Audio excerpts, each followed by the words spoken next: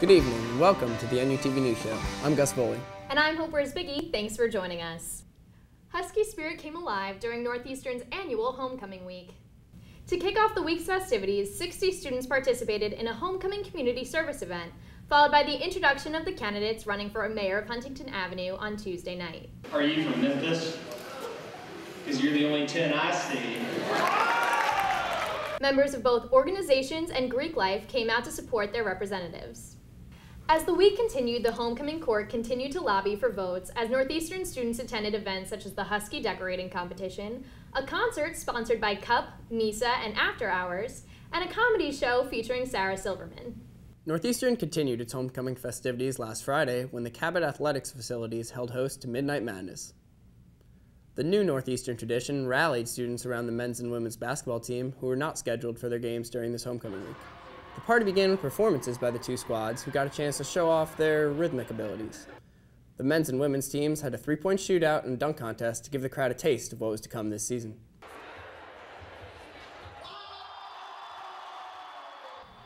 The night concluded with the announcement of this year's mayor of Huntington Avenue and the homecoming court, as Andrew Murray was voted in as mayor, and Jonathan Lee and Rebecca Vanderwall were crowned homecoming king and queen.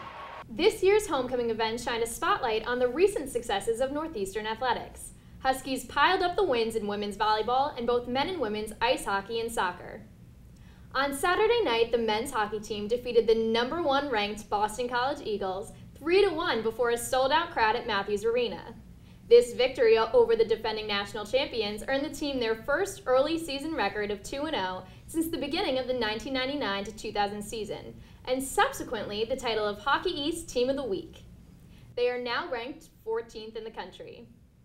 Freshman forward Kevin Waugh was named Pro Ambition's Rookie of the Week after scoring both game-winning goals for the Huskies. President Aoun addressed a packed house at the annual State of the University Town Hall meeting last Wednesday in the Curry Center Ballroom. Over 300 students, faculty, and staff were in attendance for the hour-long event, where Aoun highlighted how investing in exceptionalism has positively affected the university.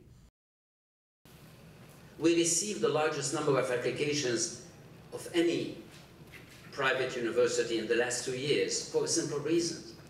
The students are seeing the impact of this learning model.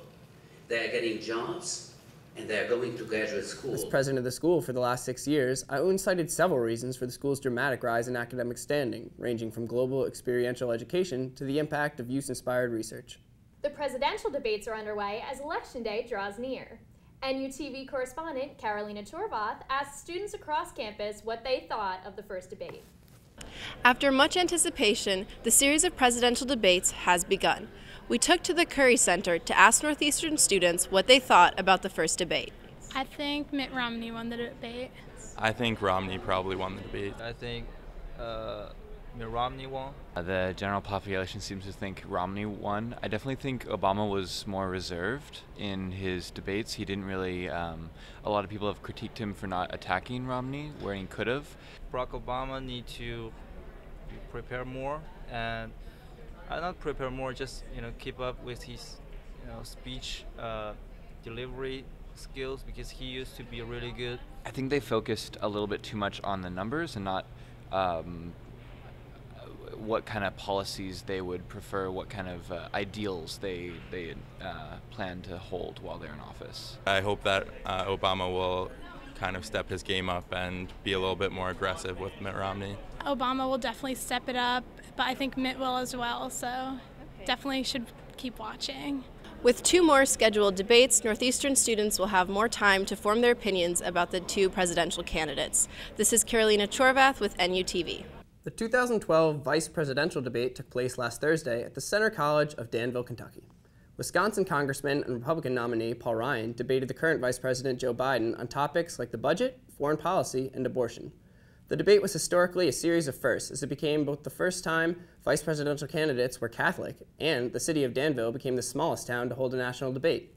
According to the Nielsen ratings, the debate drew 51.4 million viewers, making it one of the most highly viewed vice presidential debates in recent history.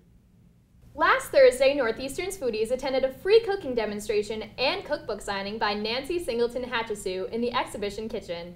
After moving from California to Japan in the late 1980s, the author has returned to the States to share her love for the culture and food of the country she made her home.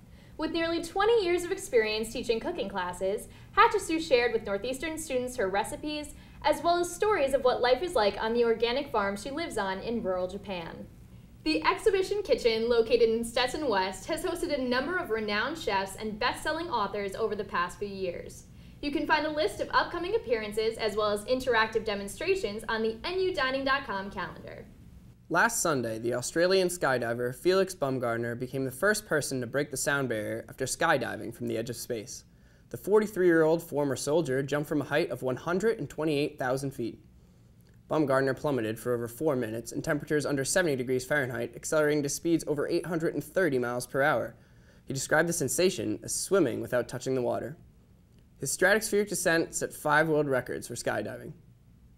That's all we have for you for this week's edition of the NUTV News Show. I'm Wierzbicki. And I'm Gus Vuolle. Thanks for watching.